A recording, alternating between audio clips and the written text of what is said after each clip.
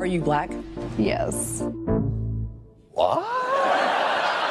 La question de la visibilité est au cœur des angoisses raciales, mais elle est au cœur des angoisses raciales parce qu'elle n'est pas tout à fait claire, y compris dans l'histoire, quoi. Et que, en fait, justement, il faut bien qu'on arrive à distinguer les gens. Et c'est bien le problème. Et d'ailleurs, c'est dommage, on aimerait bien organiser toute la société sur la base de ces catégories raciales dont on essaie de convaincre tout le monde qu'elles sont très claires et très établies, alors qu'en fait, l'histoire est parsemée de cas qui montre à quel point ça n'est ni clair, ni bien établi, ça ni ne très cesse distinct, de bouger aussi Ouais. d'un endroit à l'autre et d'une époque à une autre. Boys, oh, I'd love boys.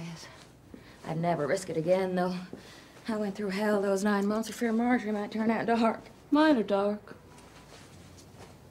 Oh. And your husband, He couldn't exactly pass, if that's what you mean.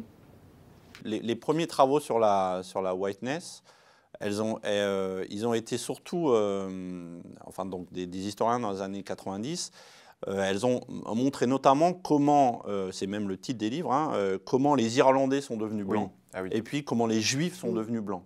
Irlandais qui étaient noirs, assimilés aux Noirs au début parce qu'ils étaient pauvres, parce qu'ils étaient catholiques. Assimilés à des non-blancs, en tout cas. Ouais, et comment, donc, ce qui veut dire que les Irlandais débarquant aux États-Unis n'étaient pas blancs, c'est-à-dire n'étaient pas localement perçus comme blancs. Et donc, c'est donc un processus d'ascension et d'ascension sociale qui leur a permis de devenir blancs. Même chose pour les Juifs.